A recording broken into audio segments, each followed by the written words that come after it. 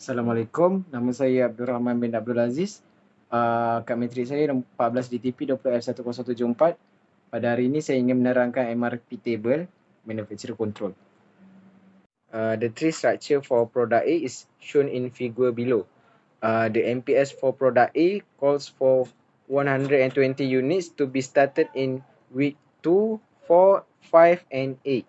Table below shows data from the inventory records, propose the material, requirements, plan for the next 8 week for each item. So dekat sini dia ceritakan suatu struktur pokok untuk produk A.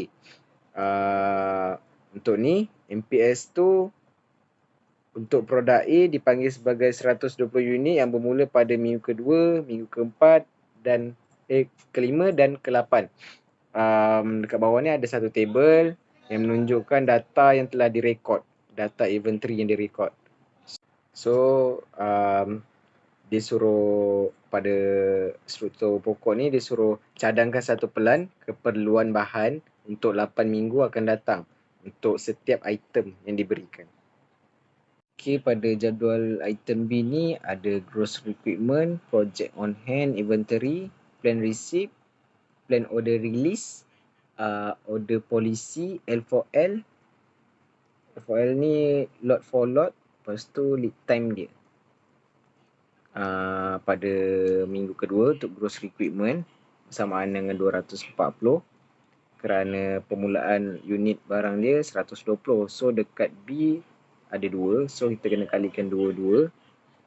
Untuk minggu kedua, minggu keempat, minggu kelima dan minggu ke-8 240 kerana 120 tu dikalikan dengan 2.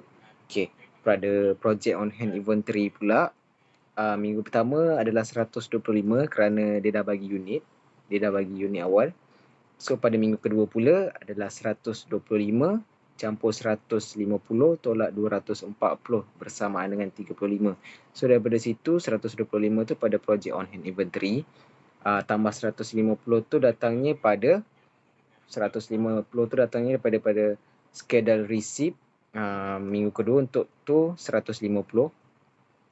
Tolak 240 tu pula datang daripada unit awal dia, gross requirement untuk minggu kedua 240. So bersamaan dengan 35. Pada minggu keempat pula unit dia tinggal 35. Pada minggu ke-5 bersamaan dengan sifar dan pada minggu ke-8 ialah bersamaan dengan sifar. So plan receipt untuk minggu kedua ialah 150 sebab dia dah bagi untuk unit awal dia dah bagi dekat soalan. So pada minggu kedua pula, minggu keempat bersamaan dengan 205. Pada minggu kelima bersamaan dengan 240 dan pada minggu ke-8 pula 240. Plan order releases ni pula minggu pertamanya 205. Ini kerana pada minggu keempat dia punya hasil plan receipt tu ada lead time. So lead time dia 3. So dia akan turun. Lepas tu dia anjakkan kepada 3 kotak. So plan order releases dia 205 kerana lead time dia 3. Pada minggu kedua pula 240 sebab hasil daripada plan receipt tu pada minggu kelima adalah 240. Sama juga dia punya lead time 3. So dia akan turun bawah dan anjak 3 kotak ke belakang, ke kiri. Pada minggu kelima pula dia punya plan order releases 240. Ini kerana sebab pada minggu ke-8 hasil plan receipt 240. So lead time dia juga 3, dia akan turun 1 dan anjak 3 kotak ke belakang belah kiri. Okey, pada table item C ni pula gross equipment untuk minggu kedua dia ialah 360 kerana unit yang dibagi tu daripada awal adalah 120. So dekat sini ada 3. So 120 tu akan dikalikan dengan 3. So pada minggu kedua, minggu keempat, minggu kelima dan minggu ke-8 adalah bersamaan dengan 360. Pada project on hand pula, inventory ialah kosong yang diberi nilai dia. So pada minggu pertama ialah kosong, sifar. Pada minggu kedua ialah 450 tolak 360 bersamaan dengan 90. So 450 tu dia telah bagi pada soalan yang diberi. schedule receipt dia untuk minggu kedua ialah 450. So dia akan tolakkan dengan 360 bersamaan dengan 90. Pada minggu keempat pula, baki tersebut daripada minggu kedua 90 tambah 700 tolak 360 bersamaan dengan 430. 90 tu baki daripada minggu kedua, so dia akan ditambahkan dengan 700. 700 tu ialah FOQ, dekat order polisi dia ada FOQ bersamaan dengan 700. So dia akan tolak dengan 360 bersamaan dengan 430. So pada minggu kelima pula ialah 430 tolak 360 bersamaan dengan 70. 430 tu bagi daripada minggu keempat, dia akan tolakkan dengan 360 gross recruitment dia. Samaan dengan 70. So pada minggu ke-8 pula, 70 tambah 700 tolak 360 bersamaan dengan 410. So 70 tu baki daripada minggu kelima, 700 tu yang diberi, nilai yang diberi oleh FOQ. So dia akan tolakkan dengan 360. Baki jawapannya adalah 410. So plan receipt untuk minggu kedua ialah 450 sebab dia dah bagi nilai daripada soalan tu. So minggu keempat pula dia akan gunakan nilai FOQ 700. Minggu ke-8 pula nilai FOQ juga 700. So plan order releases ni pada minggu pertama ialah 700 kerana baki pada plan receipt minggu keempat dia turun ke bawah dan anjak ketiga sebab lead time dia 3. So pada minggu kelima pula 700 kerana 700 unit 700 tu datangnya daripada baki minggu ke-8 plan receipt. So lead time dia 3, dia kena turun 1 dan anjakkan 3 kotak ke kiri. Seterusnya saya akan serahkan kepada Ashraf Najmi untuk teruskan pembentangan. Assalamualaikum warahmatullahi taala wabarakatuh. Saya Ashraf Najmi bin Asmadi menyambung pembentangan. Okey, untuk item D, gross requirement pada minggu pertama adalah 205 yang telah direkod. Untuk minggu kedua adalah 240 dan akan didarab dengan 2 sama dengan 480. Untuk minggu ketiga pula adalah tiada jumlah yang direkodkan.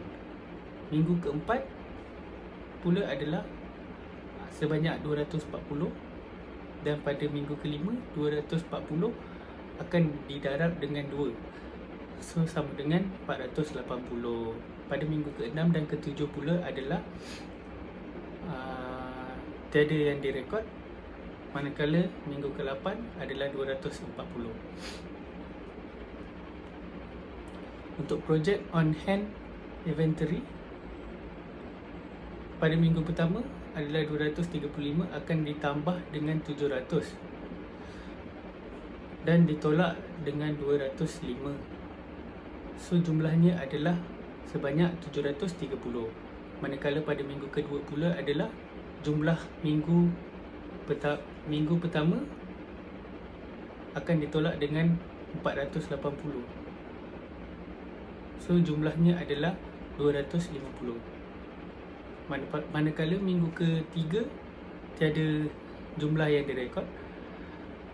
Untuk minggu keempat pula adalah sebanyak 250 yang jumlah pada minggu kedua akan ditolak dengan 240 dan jumlahnya akan menjadi 10.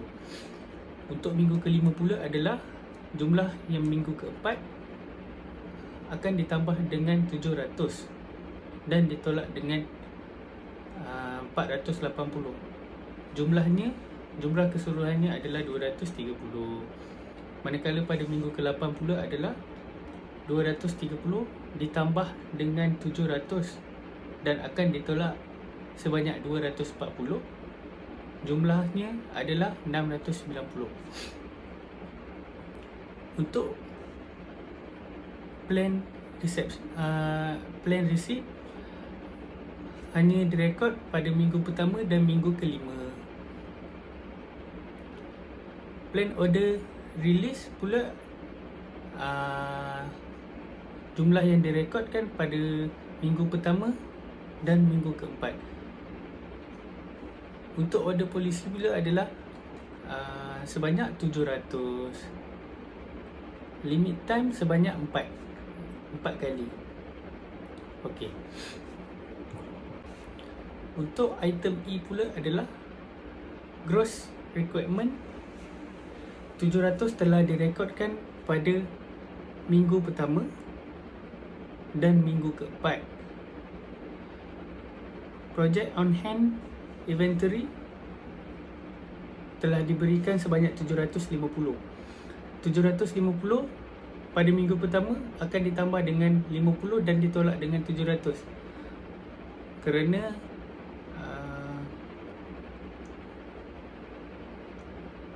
700 itu adalah gross requirement. So jika ditambah dan ditolak, jumlahnya sebanyak 100 pada minggu pertama. Oleh itu pada minggu keempat pula, jumlah pada minggu pertama sebanyak 100 akan ditambah dengan 600 dan ditolak dengan 700. Jadi tiada nilai pada minggu keempat. Untuk plain receipt hanya direkodkan pada minggu keempat sahaja sebanyak 600. Untuk plain order release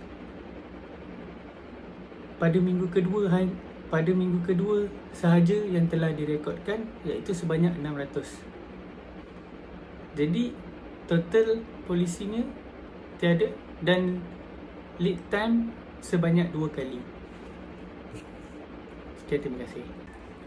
Untuk item F pula adalah gross requirement pada minggu pertama adalah sebanyak 700 yang akan didarab dengan 2.